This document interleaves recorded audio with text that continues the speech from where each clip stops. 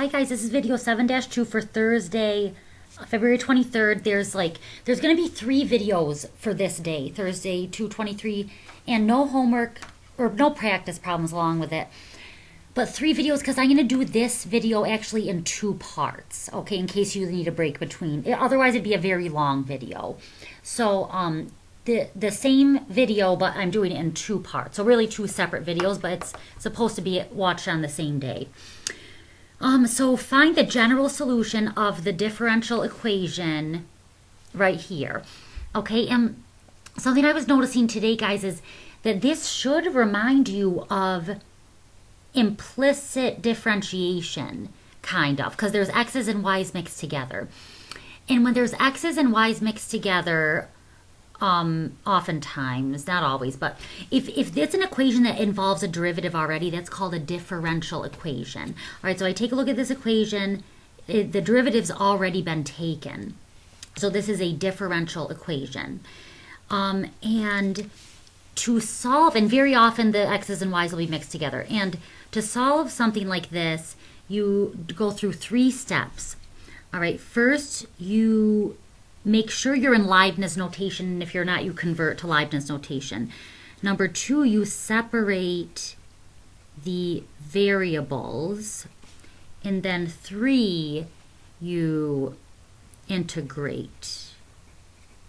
Okay, so which means, in this case, that you take the antiderivative. All right. So the first thing I do is I convert to Leibniz notation. So I had the derivative there, the derivative of y there, in prime notation. So I'm going to convert to Leibniz. And I go 3x squared plus 2 dy dx. And one benefit of Leibniz notation, like prime notation I really prefer working with when I'm taking the derivative, but going backwards to solve a differential equation, Leibniz is more helpful. And then, with the u substitution, it's more helpful too. And then we go 6xy. So for number 1, convert to Leibniz. Number 2, separate the variables. Okay, now I'm going to use color here just in case it helps anybody, or actually, okay, the first thing you do, never mind.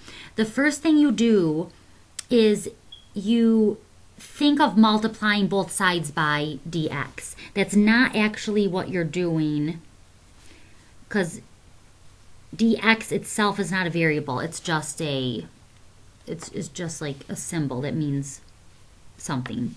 And then, so over here, 6xy dx. All right. So I just kind of like cross multiplied. I got the dx over there. And then you have to separate the variables. So right now, on this side, because the dy is over here, on this side I want the y's. All right. And right here, I have a y. So I really want that y over there. And then on this side, I have dx. So I want the dx's over here. So like 6x is already good over there. And then we have this binomial that needs to be over on the other side. So I want to separate the green terms over here and then the orange stuff over there. So I'll divide both sides by y to get that y over there. And I'll also at the same time divide both sides by this binomial to get it over there. So I end up with 1 over y, and go slower if you need to, equals 6x over 3x squared plus 2. All right, so we've separated the variables. All the y's are over here, all the x's are over there. And then you take the antiderivative. So I add an integral sign to both sides. So I'm taking the antiderivative. The antiderivative of 1 over y is the natural log of y, equals sign. And then the antiderivative of this, guys, when you have a fraction, you should, try a couple things, but I would, if the degree of the denominator is higher than the degree of the numerator, you want to take the denominator, let it be f, and then you take the derivative of that. And if this is of the form f over f prime, then you could use the f over f prime formula. Okay, and actually maybe, I don't know, it might be a better visual if when I take the derivative of this, I write it above. So f prime equals 6x. So I just wrote it above, and then, so f prime over f, f prime over f. All right, so therefore, it's the natural log of the denominator, of the absolute value of the denominator, plus c. You don't put a plus c on both sides, you just put it once at the end there.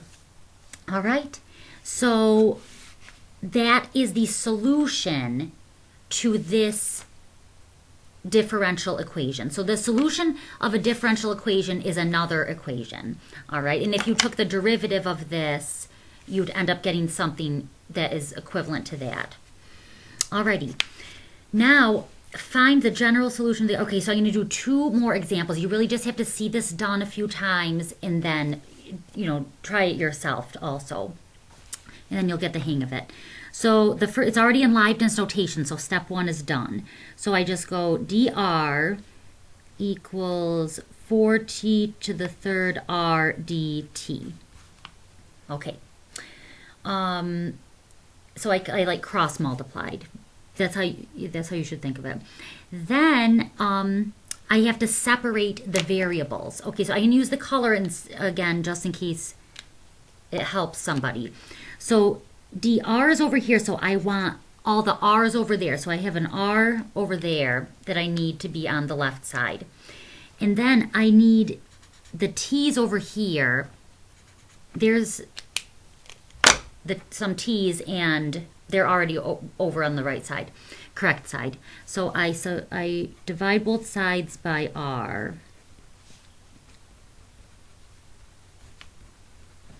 All right. So we've separated the variables, only r's, only t's, and then antiderivative. And very often I'm noticing, guys, when you solve differential equations, you end up with natural log involved on account of you having to like divide both sides by things. Equals t to the 4th plus c. Okay? One more. This one down here, find the general solution to the given differential. Now the reason this is called a general solution is because plus c could be anything. We have found a whole family of solutions. C could be any number.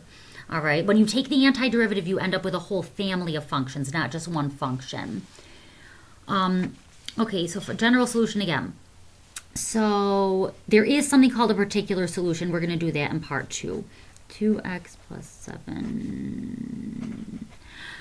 Guys, there was really nothing to separate. The x's, I needed y's over here. There's no other y's. And then I needed x's over there, and they're already separated. So we can just go right ahead and take the antiderivative. So we just get y equals x squared plus 7x plus c, which is really the same thing you would have gotten if you just took the antiderivative to begin with, like of this. Okay, so there's that. So this is the end of part 1. There is a part 2 to this same, it's going to be a separate video, but I mean for them to be watched in tandem. So, or like not in tandem, but one right after the other. I think in tandem would mean at the same time. So yes, so now you should move on to part 2 if you want to take a little break.